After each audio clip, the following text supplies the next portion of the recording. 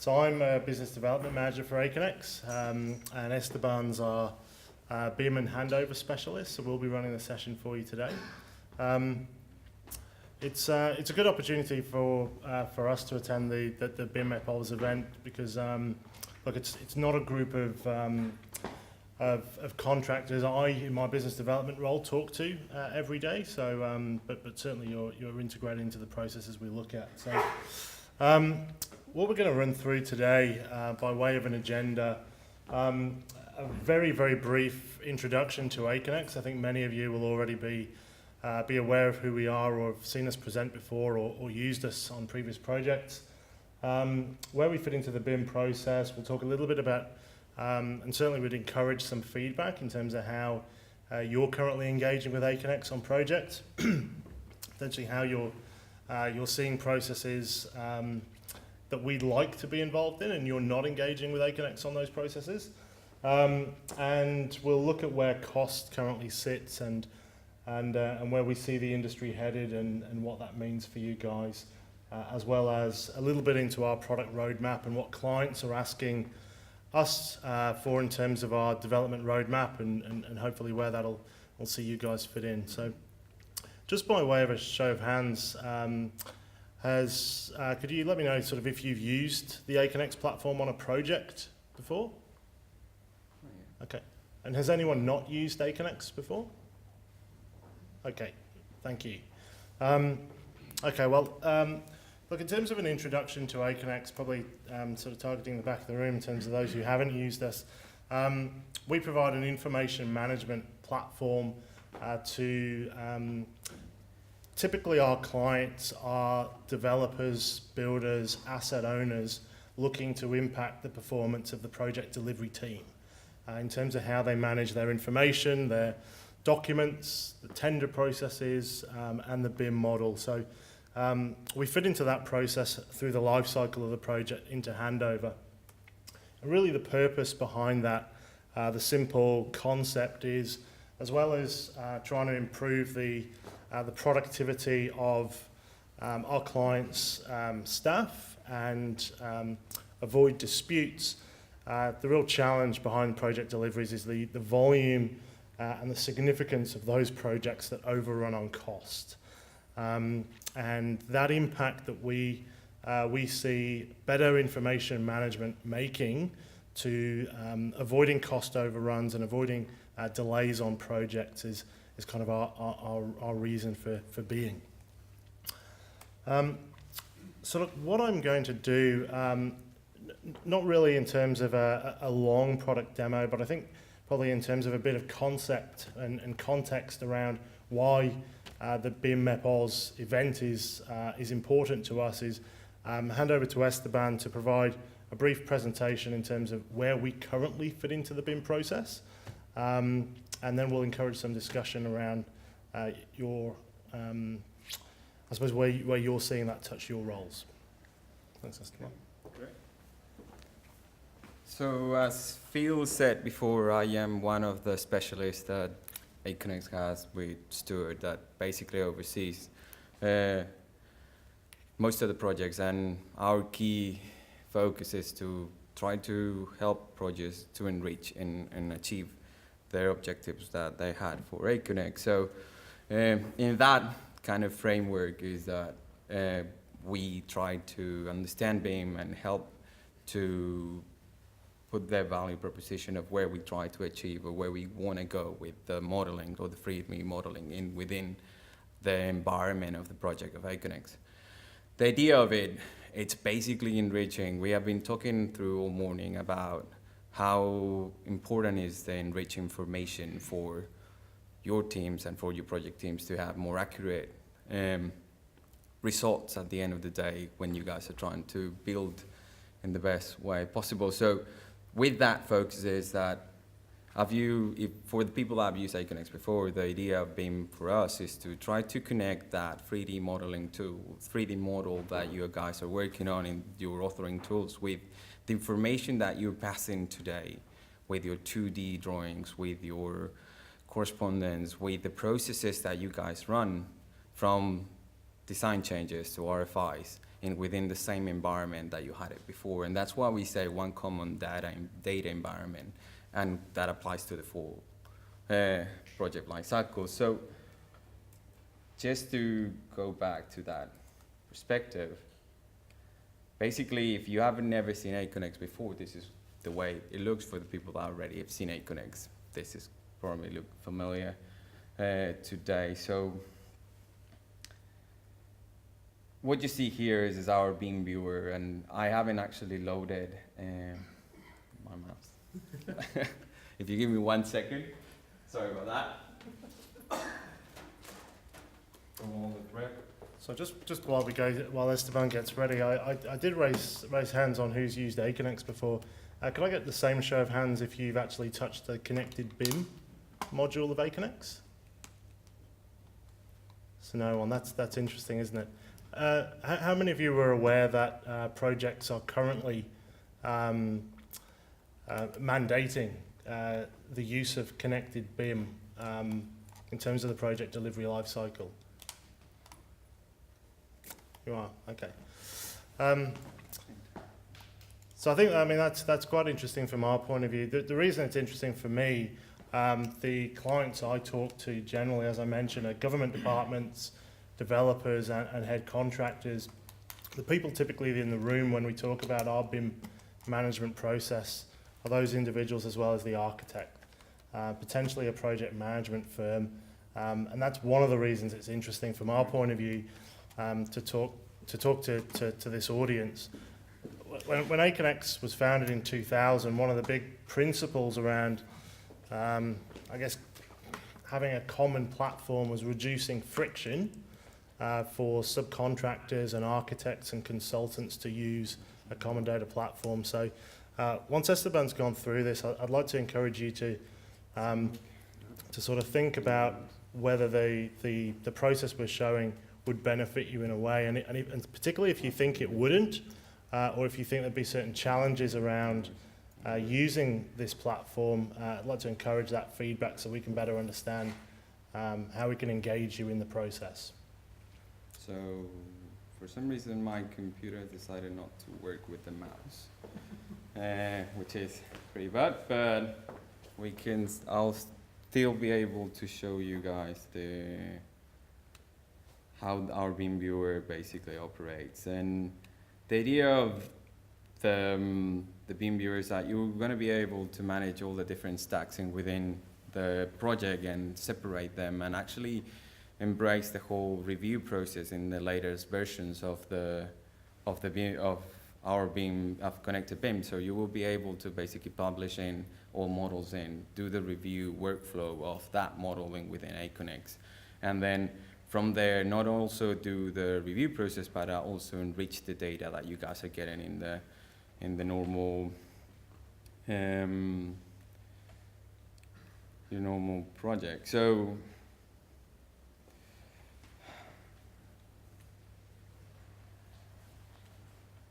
sorry with that.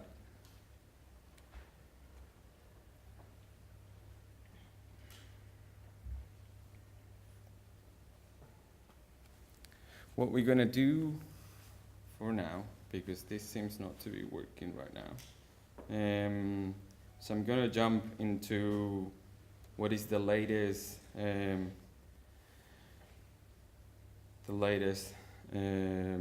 development of our BIM team, which is our BIM.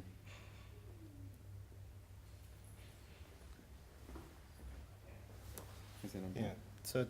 So maybe just to point around a little bit of further context around connected BIM.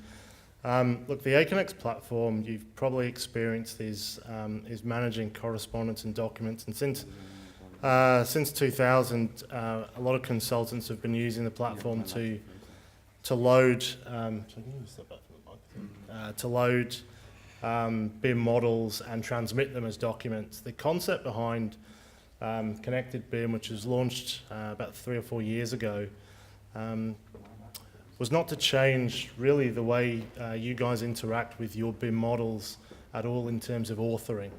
And the same process applies for for architects as well. So we don't really step on the toes of the likes of an Autodesk or an ArchiCAD or any of the native authoring tools. The process is to reduce the friction for you guys to publish those models and allow contractors and subcontractors who don't currently interact with the model at all to be able to view and navigate the model in a browser. So without owning any authoring tools and potentially access that through a mobile app. So that's the context around the platform. For some reason, my laptop froze. Okay. So Your it laptop's doesn't. frozen? Yeah, the laptop's frozen. I promise you we were here half an hour ago. Doing this, Doing ripping all this up, and It's like never work with kids, never work with technology around here. yeah, so the laptop's frozen, doesn't want to operate. Okay, let's just take a couple of minutes and just repower it up. Repower it. Yeah. Yeah, sorry about that. We'll repower it up and get it running again. Can I ask you a question while you're... Absolutely, yeah. So you've got a viewer which will allow which version of the big model? Like, is it always the latest version? Like, is it up to date? Yeah, so the viewer will be able to basically plug in directly to your authoring tool. So today we can connect to Revit, we can connect to Tekla, I think. They're finishing the development of that connection. But what it gonna allow you is that stack that you see in the BIM model is the latest stack. It's the latest model that was published by your design team. So we do keep the record of the previous models. Now, all the models that you see are in IFC. So it's actually the conversion of the original Revit model. It's not the full model itself. Does that make sense? Yeah, I think the other thing too is that you start off by saying, you know, it's mandated. I see a lot of initiators of projects and entrepreneurs, so talk about government, for example, particularly in my own state, they will put out a tender which requires you to be what they call BIM enabled. That does not mean that it'll get built in BIM, and it does not mean that they'll take any ownership, even if it is. So it leaves the builder and Yep. to a lesser extent the subcontractors that are working with him in a bit of a dilemma. Do we really own it? Do we really? That's just some of the feedback I've had. Absolutely, and I think and I think a point around your previous question as well. It is ultimately your choice to publish a model. By the way, we don't suck. But what I'm saying is, look, where we tend to engage with developers and asset owners is right at the outset when we're moving into detailed design, and we talk about the BIM life cycle and enriching the model for handover and so on, and in many cases it doesn't, but in many cases it gets written into the contract. Look, you will do X, Y, Z using BIM. Now we track adoption of the BIM module through the life cycle of the project, and we know for a fact what's being written into those tender specs is not what's happening on many projects in the field. Okay, so there's a challenge there. There's an issue, and maybe technology, or at least our part in that technology process, isn't quite there yet in terms of helping that process go all the way through to the life end of a project and into handover. So I agree with you. I Yeah. think in some respects too, I confess I'm the answer. It is often the case that the management and the coordination of the space above the ceiling invariably rests with the mechanical guy. Mhm. And plumbing, fire, electrical, data, tend to follow. Mhm. Are they BIM enabled? Not sure. To be honest, a lot of the mechanical guys tend to do the modelling forward. I'm not saying it's good, Mm. but it is a reality, I think, in many cases. And would this help that person, or should they go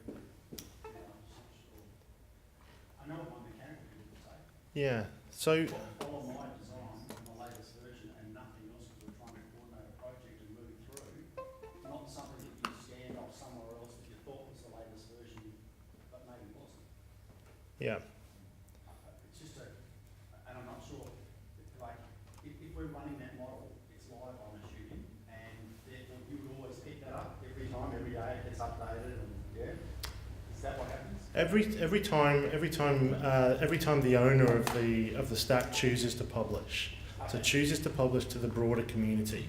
Yes. So that's not necessarily the latest version of the model. In fact, in many cases it won't be. Okay. But it's the latest version that I've chosen to broadcast to the wider community. So really, what's actually contained within that model and how complete it is, a lot of times drives whether or not we want to publish that to the project team. And that's fine. That's all How right. do you find the IFC conversion ratio? Like you get one-for-one, like scenarios? Because I know there's been some issues with that in the past, particularly when it comes to MP services. Mhm. Is that your observations, or is there some sort of auditing process, or do you perform to ensure that if I upload my current Revit file for my business, any custom data or developments that they've done that are actually converting IFC accurately? Mhm. So, So just did you hear the question? you can answer Yeah, so, to get this done.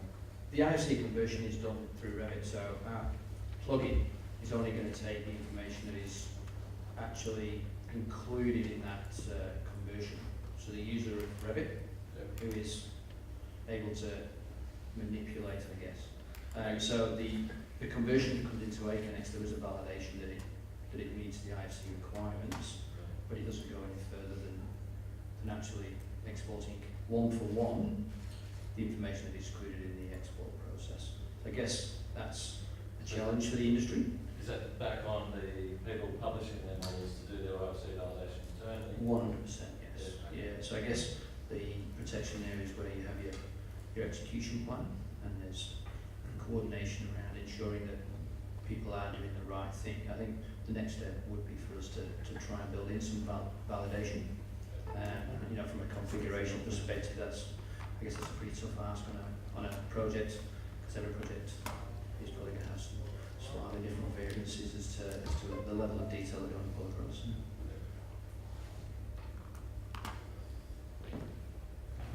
Oh yeah. There we go. My mouse configuration doesn't want to work. Well, we're gonna go anyway. I'm gonna make it happen anyway. Okay, so I think I can do this. If I remember how to play games before, I think I can do it that way. So this is our current. This is the beam viewer for Aconex, and eventually the beam will allow you to go over the different stacks and locate areas within the project. Now, within the features of the viewer, within the functionality of the viewer, you'll be able to actually, like any other design tool, will be able to actually cut the building down out, or actually locate areas specifically, so you can build out the viewer to set up a specific viewing within a project. And I've already, previously to this in the morning, I already set up some of my views, and one of my important ones is probably my plant room as something that you guys would normally do in a project if you want to coordinate the different services that come into your plant room. So if you see this one,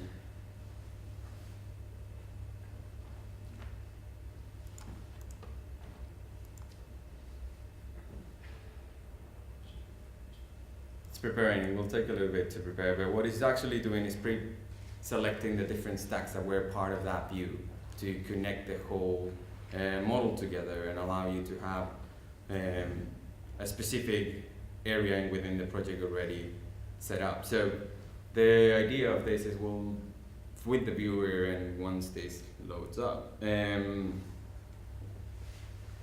will be able to access the information fairly quickly and connect the documentation out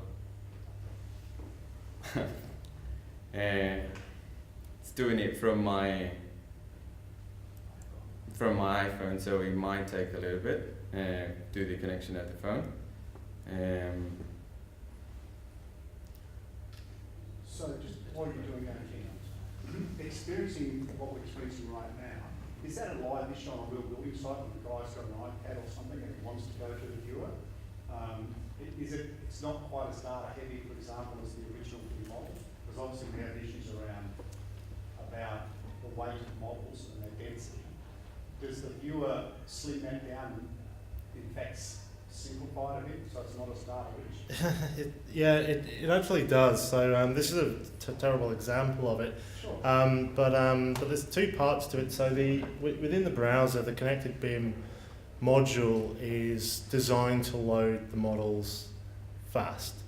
Now the mobile application actually caches the data to a mobile device as well. So the iPad app that we have will load, which I think Esteban will show later, will load a model very quickly. So it does load faster than the native tool. Yeah. Yeah, I think it's just as interesting as increasingly the technology is going down to the guy that's actually going to do the work, and their tolerance for wait time is pretty thin, and their take up of things like Trimble and this sort of technology, it's been almost, when they're given the opportunity, it's almost immediate because it empowers them to do the work. Yeah. Like, without further review, without having to go back to a site supervisor or a project manager, they can say, well, I think it's been off used this morning, a single point of truth. This is actually what we're supposed to be doing here, guys, have a look. And later on, we'll get better at that, but for the moment, it's on the iPad, we can all have a look.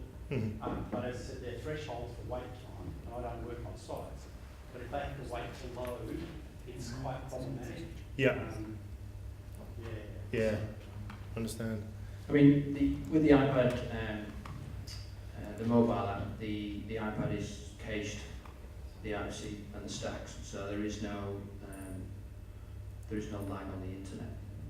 Yeah. So I guess if they're out on site, they want to check. There is a notification that the stack has been updated from. So when someone publishes up to the stack, the publisher gets the ability to provide certain levels of access to that stack, so that you can have a working environment copy, or you can have one that the client or the end user can have access to, which, as we know from the industry, that the ability to have that workflow is there. But yeah, the viewer actually will open up about 1.2, 1.3 gig of IFC files at the end of the day, so it's one of the most powerful ones on the market. What I might do, while Esteban's sort of working on that. I've been trying to use your connection for this building. Yeah. Don't waste your time. If you've got your own app on your phone, don't use their Wi-Fi. It's just pathetically slow. Yeah.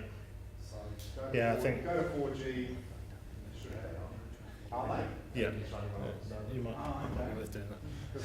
The exhibitors one is just awful. What I might. Off the phone. Yeah. What I might do. While Esteban. Oh, sorry. Yeah, please. Yeah. With this sort of technical problem, if the guys are in a remote location without access, can you pre-buffer this, preload this offline, so it's available offline, go and do works, make notifications, then come back and resynchronize? Through the app, through the mobile app, yes. Yeah, absolutely. Not through the desktop application.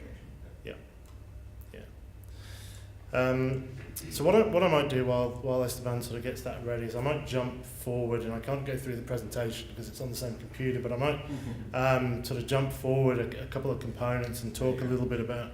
Are you there? I finally there. Okay. Go finally there. Okay, so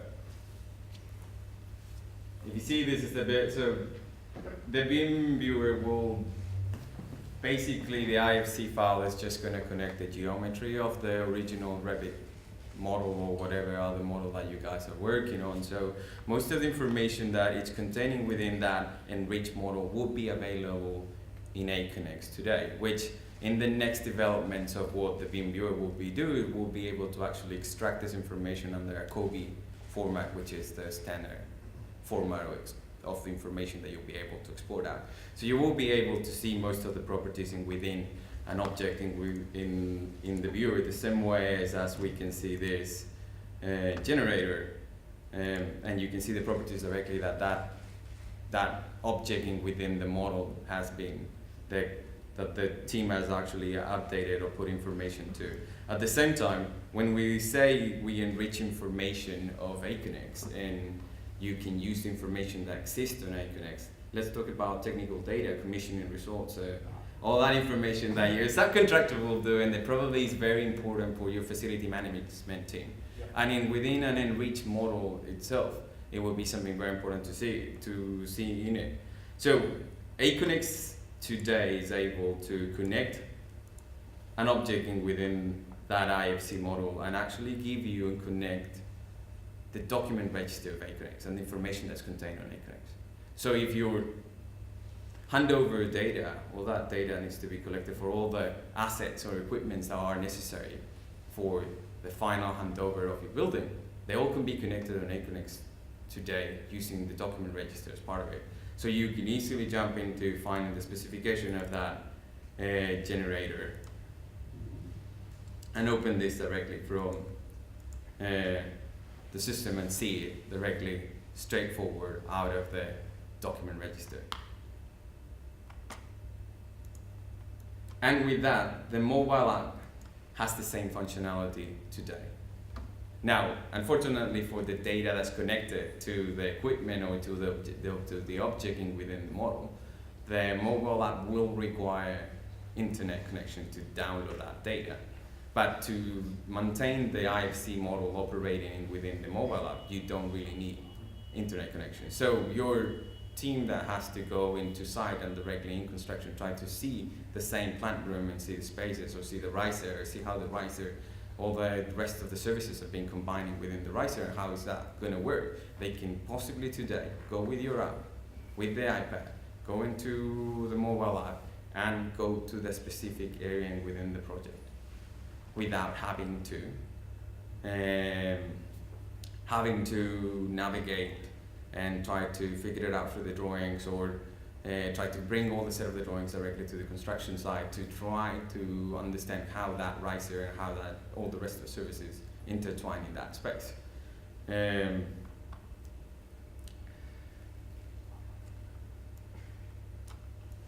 Now we'll continue with the presentation where we're going. Thanks. So part of what we wanted to cover today, so I think our sort of co-founder Rob Philpott and head of product has presented at this event previously around the connected BIM platform, and part of what we wanted to cover today was around cost management.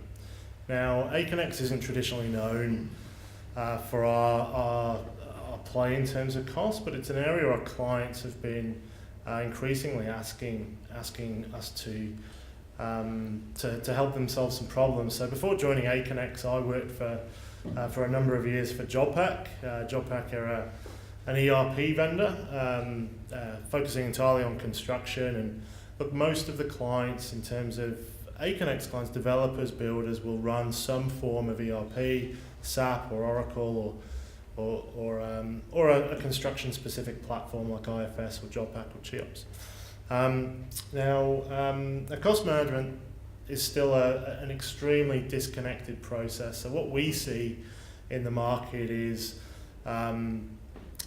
each one of our clients will sort of hold their cost management, their breakdowns, raise their commitments, assess claims, raise variations within their platform, and correspond with the rest of the project community via email, via potentially a sort of distribution channel, but the data itself and the connection between them is extremely manual. It's very time consuming, and it costs a lot of money to maintain. So So that's what we're seeing, and in terms of the interplay with BIM, what we wanted to talk a little bit about is where we're seeing the areas where our clients are collaborating currently around correspondence management, around decisions associated with changes on their project, and look, currently, I mean, I spend a lot of time with my clients building things like variation forms, so I can capture data in terms of correspondence management, capture cost implications, and capture the approval process. And having captured that information, they take it and put it somewhere else. Sometimes that's a spreadsheet, sometimes it's an ERP. There's a transport of information that happens which brings about a cost. So we wanted to talk a little bit about where we see the industry headed, and how that form and that cost management process can interplay with BIM. Okay. So for that, we're going to head back to our BIM model again, and we're going to stay in this same room, and we're going to try not to go anywhere, just in case. You see this is a D-Cells standby supply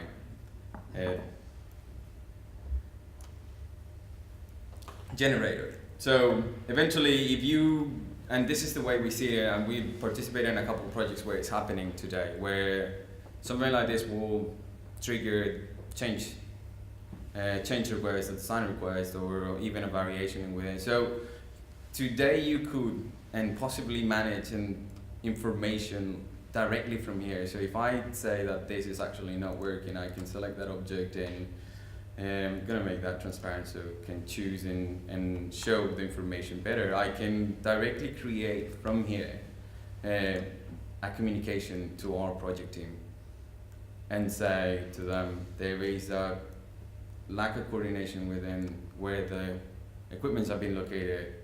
We need to move that. So I can generate directly from here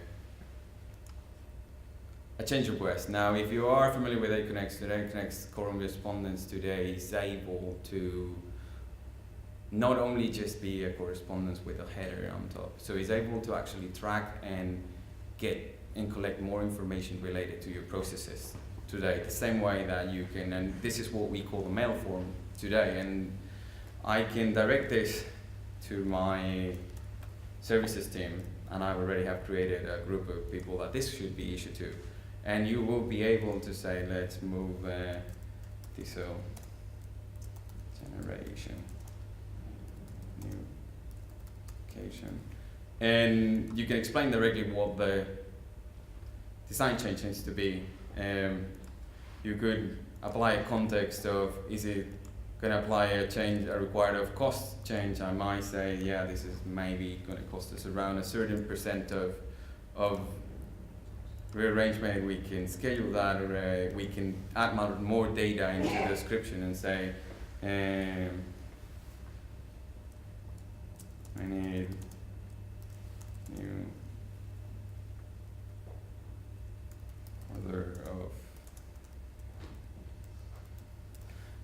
Just to give you an example on what this is going to do, it's actually going to create that image that you saw first. It's going to actually give a context to this correspondence, to this change request, to this RFI, to the variation directly in here. And not also that, it's going to actually allow you to keep that viewpoint of where that image was located, with which of the different IFC models included, which will enrich the communication that happens today in your project, in your daily basis, with something as simple as navigating to the correct area within the project and adding that information in, and you will be able to go back to that specific type of correspondence, or that specific type of process that you guys are running, and will be able to easily open this communication from Aconex. And if you see the data here, I'm going to open this just to show you an example.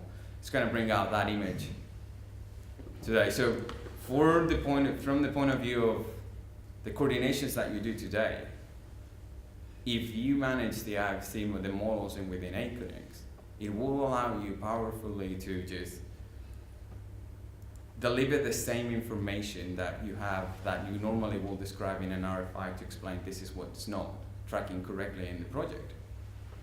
Or trigger a change request directly from your, and this, if you see, this is actually bringing right away the same viewpoint that this correspondent was generated from. So for the person, for all the project team, that they're not familiar with BIM, that they're not, to your subcontractors, they're not familiar with BIM, that are not BIM savvy, or they not have the specific Revit tools, or they don't understand, this makes this 3D model enrich. This makes this 3D model actually something that they can use. They don't need a tool to execute it today. They don't need a tool to, they don't need Revit to open it. They can use Aconex directly online. And if they got the app, they can go directly through the app to their set. So it makes that process, your processes that run on Aconex that relate to cost, something that you can actually collect information related to this enriched environment that BIM could be. So thank you, Esteban. I mean, before we go on, look, this is the process that Esteban's just gone through is something that our clients are getting quite excited about in terms of how they can coordinate those processes. The correspondence items are already, and have been for a long time, running through Aconex. The forms are being generated, the data's being captured, but the BIM model isn't or hasn't been involved in that process. So this is what we're seeing, and we're seeing it increasingly, I suppose, scoped at that outset of the project. So what I'd really like to understand a little bit, look, the MEP model, it's one of the stacks that we demonstrate. We don't actually get a great deal of opportunity to talk directly with MEP contractors. So I'd like to encourage, look, in terms of what we've shown, if you have any particular thoughts, any particular aspects of what you've seen which you think wouldn't be workable or could be improved upon, or are you managing that process with your collaborators in a different platform at all?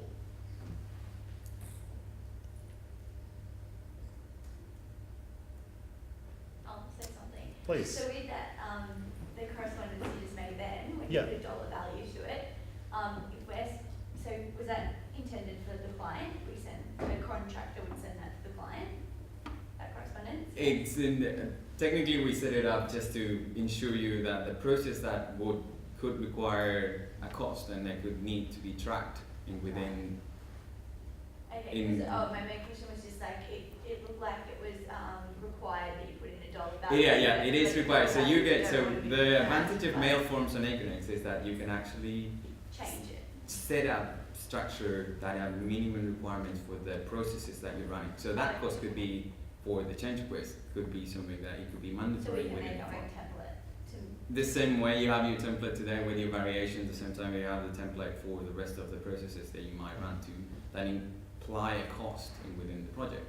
Those could be added into the mail forms in Aconex, and that could be added into the BIM model, and then you have an enriched BIM model that has Right. tracked information. Just a point you made there though, is you said we don't want to give that cost to the client. So what? Oh, I so mean, if we're talking connected cost, and we're talking like your cost spreadsheet and the client's cost spreadsheet, in order to enrich and progress that sort of efficiency of information, are you adverse to putting cost into a collaborative environment? Oh, my initial thought is that if we want to quickly, like, I think the intention of this, of quickly taking a snapshot and sending it in correspondence, is on that day we've found that problem, or that's happened quickly. Like, we haven't had time to go and get some feedback, we haven't had time to find out the price. It's just we don't want to go and put a dollar value and then go, oh god, it's going to be double that. We're just committed to making. Okay, Yeah. so just to elaborate on that, we do have other options. You can restrict fields and hide fields, but as Esteban was saying, absolutely one of our jobs is to come along and sort of map out that process for you and help you to define what those forms are. If you don't have the cost that you want to put in there, we would do that. That's just one of our examples. But absolutely, it's a feature set of Aconex, and that's what we do. No worries. kind of related on this and related back just one of the items you were saying, is about information management. Yep. Some of my experience on Aconex, actually on a few projects in the past, haven't been great, and where it's come from is that on the client side, they actually hadn't worked out what they wanted to do, or they didn't know what to do. And from my side, as a consultant on the team, it was that they needed to be stepped through the process to understand exactly what they need to do at each point in time. Because we don't want to tell the client, oh, you need to do this and you need to do that. It's sometimes we might like to, but it's, it's not really our place. Where is Aconex in regard to when the client purchases the product, and I'm talking about, let's say, a government body or something like that, rather than a contractor, should be a bit more clued in. How much time do you spend sitting down with them, going through stuff, and giving them hands-on advice? So this is the process you need to set up. This is how you need to do this. This is the naming convention. This is the data you need. These are the forms you need. It's a great question. So, I mean, Stu, you can weigh in a moment, but I deal with that sort of particularly asset owner initiation an awful lot, and so sort of to take a step back, one of the things that we talk about and our clients are extremely interested in is owning the Aconex platform and enforcing a common language across the project community in terms of the settings and the way in which information will be categorized, so they can store and manage that. So that's before we've actually made any decisions, but the principle is, look, we want control of that set of protocols. When we actually start a project, initiate a project, hand it over to our services consultant team, often there's a disconnect between the people who are making that initial decision and those tasked with the job of configuring the platform. So our services team, part of our process is, look, we have to engage, we have to get client feedback, we have to get client sign-off before those configuration settings are enforced. Now, from the client side, the level of investment in terms of how that looks, and particularly how it's going to impact the rest of the project community, really varies. And it's often a trade-off between sort of due consideration and thought around the rest of the community and how fast do we want to get this thing up and running, because, you know, time's wasted. So it's a real balance, and look, our consultant's role really is to make sure that from what we've been told by the client, that it's logical and it makes sense. How far down in the project community we can go with that is limited.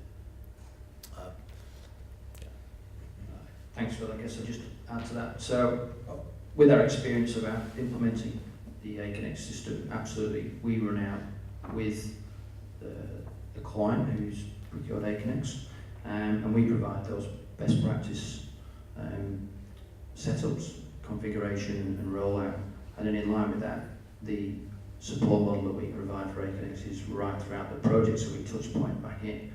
And then, as Phil says, you know, there's that level of investment that the client wants to put in. I guess over time we've learned that, you know, we need to put a focus on some other pressure points within the project. So we would be, I guess, talking with you guys to leverage up, I guess. But absolutely, we lead out with a model that talks to the forms, it talks to the routing and distribution of the mail, and so on and so forth. Because often the client, from the sales perspective, wants the platform to be secure and across the project. It's our job to, I guess, educate the client to take an effort to look why do they want to actually purchase. Are you recommending at the moment to the client that they engage, whether it's one of the consultants team or a separate party, an information manager? And when I'm using that term, I'm talking about the past 1192 definition of an information manager. 155%. Can't be done without one, whether they take it up or not. But absolutely. And Aconex so that we can provide the structure of the stacks, the point that the gentleman makes at the front there about the IFC extraction. So we can say, oh, we publish as an IFC, and everyone just tick the box. But this WYSIWYG, if you're not actually structuring your exports correctly, it won't come in, and then we get Aconex doesn't work scenario. So absolutely, we want to be part of that, and that's where Esteban and I sort of play into understanding of the project.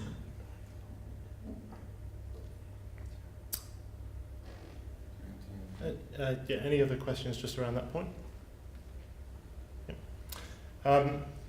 So look, I wanted to, so I guess we've spoken a little bit about sort of where the industry's headed currently in terms of managing and capturing cost information related to the BIM model. To a certain extent, what we've shown is still disconnected. So that piece of correspondence there around a change request and the projected impact. As it currently stands, that's taken off of Aconex and put into a cost management tool, into a forecasting spreadsheet and a variation register and all that sort of stuff. So what we're seeing is our clients looking to connect their cost information from in terms of the rest of the project community. So the areas along the top that we currently manage in a connected fashion with the rest of the project community, pieces of information, correspondence items, decisions, and connecting those components with a cost management tool. So cost management, by its very nature, if I'm transporting information from one area to another, it's not connected. So we've been on an exercise for the last 24 months with some of our largest clients in terms of, okay, well, what would a connected cost management environment look like? That journey has taken us through now 2 company acquisitions and a significant, probably our largest investment in our product roadmap, which is around connecting the project community with cost. So what that actually sort of looks like is our clients, developers, head contractors, receiving their cost information in an integrated cost management fashion from the rest of the project community, from the subcontractors, from suppliers, from consultants on the Aconex platform. Okay, and so if you take the example of a contractor receiving that information on a single collaborative platform and using that collaborative platform to manage their cost information upstream to the client and downstream and back again. So that's where we're seeing a big shift in terms of where the industry's headed. Now, one of the major pressure points currently is around claims and payments. So it's an area that we've been sort of harped on by our clients for some time. Is, okay, well, look, we, particularly contractors, receive claims in a whole bunch of different formats from subcontractors throughout the month, dealing with security payments processes, and we're chewing up days and days, assessing claims, managing variations, assessing what should be approved and not, and generating the appropriate documentation back. So what they're asking us is to push downstream the Aconex cost management platform, so the rest of the project community will correspond to them on that platform. Okay, I think the slides are all out of whack. So I suppose what I wanted to ask you is I suppose your perspectives around being provided a platform to pass your claims, your monthly claims, and have your claims assessed by the contractor or your client. What your perspectives would be on that, how you feel the process is currently working in terms of claim approvals and payments and so on. So I'd sort of throw that open. I mean, are you currently submitting your claims is anyone not submitting claims via email and PDF and forms? Everyone working that way currently? Yeah. Hello. Hey. Because I'm not a contractor, I'll ask a really dumb question. Earlier when we had a presentation by John Holland and Yep. Mayor and they talked about digital engineers taking a much more active role in the site, on the site. So what you're talking about here is a on-the-site decision as to whether it needs to be replaced or not. It's almost secondary but collaborative from the builder's perspective to get a cost approval for that. But why should it go to the cost engineer before, as a request, before it goes to the digital engineer / project manager of the project to say yes or no? Isn't it yes or no, by the way, I'll send that on to our cost engineers before we can proceed? Not, oh, we'll flick it off to the cost engineer because he's obviously going to make this decision. Well, clearly not so. He has to have direction from the project manager on the site, acting for the builder, I would have thought. But that's the direction it takes. Your suggestion is to go straight to, I agree with people admittedly, but primarily it's a costing issue. Is it a costing issue? So I guess the example is how the system works.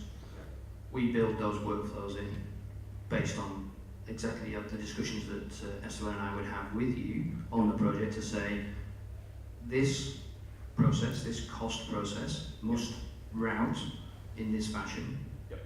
And at any point, if it needs to stop, it reverts back. Updates are made, submissions updated, whatever that may look like. Right. Yep. Maybe the approval comes back, raise a variation price request. So again, you know, the myriad of forms that we can build into Aconex are implemented when we have those discussions. So, but it's a great point, by the way. Yeah, and just to make sure that we are doing what we say we're doing. So is anybody in the room using a collaborative cost with their client where they're filling out in a cloud-based SaaS system, or is it all paper submissions on email? Must look like this on a Word template? Not even a must look like this. Not even a must. Not even a must look like this. Submit your payments on the 27th. Interesting. Mhm. And That's why it takes days, isn't it? yeah. What would be your sort of initial reaction if, on the next project, your client asked you, look, please submit your claims through this online portal. This is how we want to manage our claims and payments. I'm not going to ask. They're probably going to They're going to object it, or they're just going to say. I mean, the main comment is that it's usually dictated by the contract. So in the contract, it's able payment terms, and usually you have your stat deck, your workers Mhm. comp. You've got to fill out probably like 3 or 4 forms as well. So maybe Aconex can have a system where it's like attach all these prerequisite files with the invoice or draft Yep. invoice if it's a pre. So that's probably how you Yeah. approach it. And just of course, have them maybe tick a box as well. This is in Yeah. accordance with the contract. I suppose the thing that's noticeable is, in terms of your reaction, it's kind of like, well, we'll just have to lump it. If they'll mandate it, we'll do it.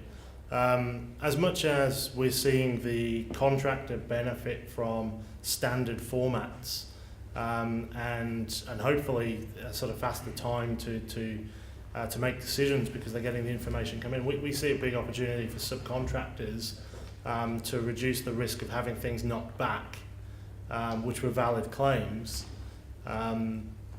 because of the risk of approving something that wasn't valid. I suppose I'm interested if you see that there's any opportunity to improve your claim management process and cash flow through giving the contractor better tools to assess your claims.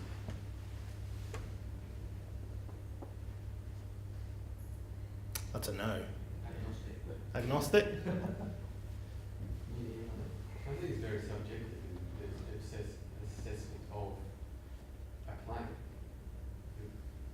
We're at 45%, 50%, usually 40%. That's often opinionated because the systems at the moment are not which accountant to say that you can put in 45% of them. So it's subjective. By the time you get response back, you claim 50%, they'll say 45%. You're not going to go secure. Payments are on 5%. No, Well, $1 like million. also. Yeah. It is what it is. It's Australian. Yeah. Especially with the understanding of a client and then you're like engineer who they know the documentation's at 60%, but the client's like, oh, well, like you're missing like a block wall there, like that's not 100%, so. Yeah. That's how they take it down, like they're, your 60%, they're 40%, so anything dictates what's for that. I'm hearing part of this, but for this dollar costing or whatever, it all depends on what context it's being used for. Very heavily. So when you're looking at contractual claims, it's really tricky. Depending on who wants to know that, who needs to see it. If you're talking about maybe an internal process where say Dave in our hands of the builder, Mhm. he's driving the process and he's running it, and only he wants to see it, and he wants his people to put an estimate of what that is, so that it then goes through their processes. Maybe it's useful to have the context and the like, but to then move that to the next level of actually using it for contractual obligations and all that, it's different again. Because how do you summate that, and where do you put it all in? Who's setting up the spreadsheets and have all this information on it? When do you have the claim discussion? That's what the contracting industry's going to have, and an industry has as a whole, depends on which project is driving it, how thorough they are. They may do it early in the process or leave it to the end, different people behave differently.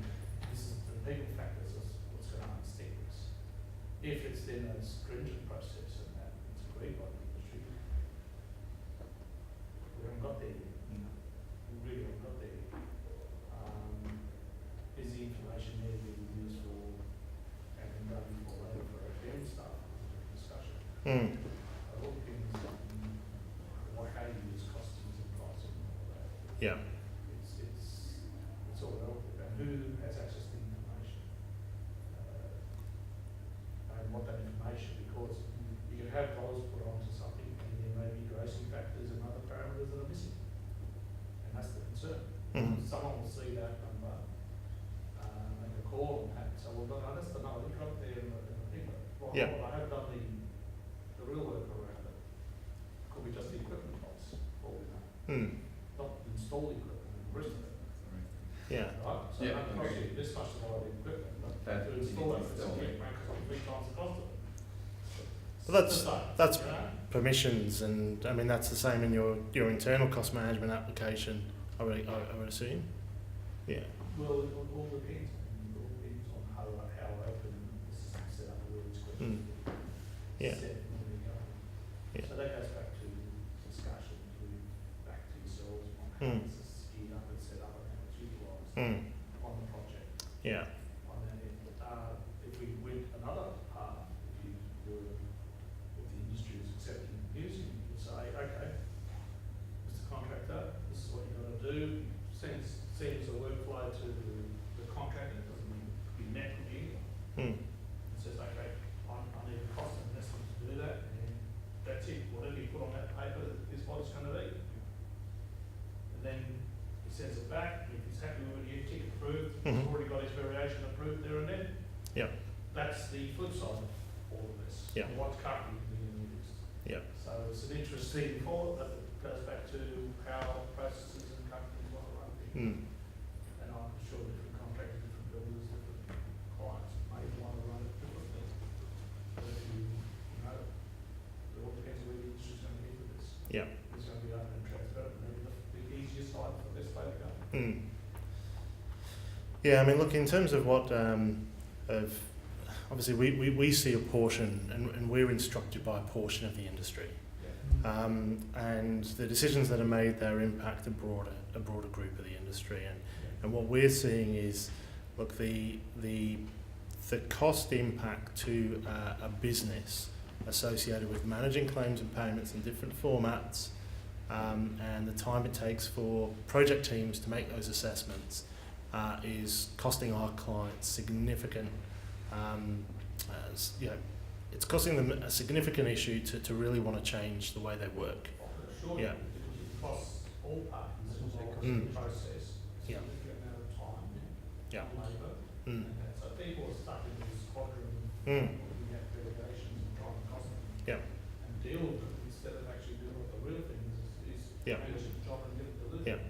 So the other half of that equation is yes, you know, if you have the flip side, where you have the open discussion and people put in their costs and submit it and it's approved and work, then that becomes a workflow. Yeah. And the work keeps progressing. The Mhm. contractor gets certainty because it's got to be approved, it's not waiting 3 months for someone to say, yes, I'll approve that one. We'll have another discussion. on that. Yeah. Yeah.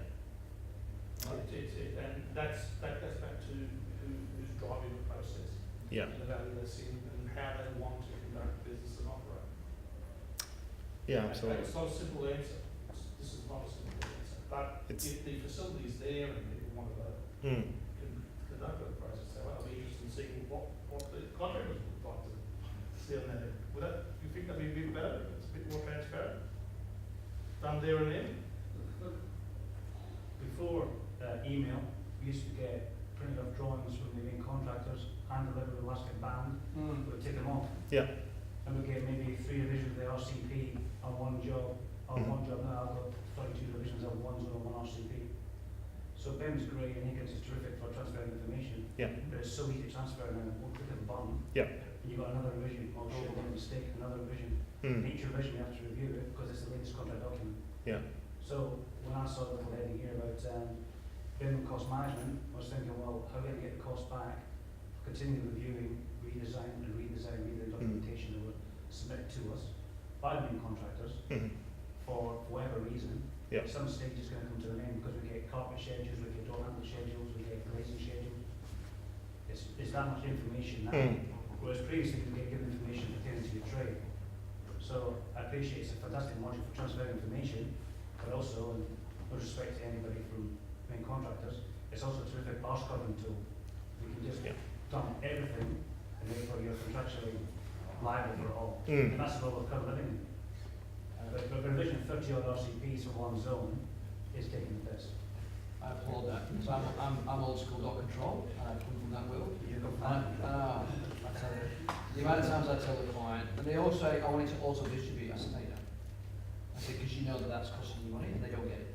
They don't get the fact that when they transmit all those documents, it's costing them money.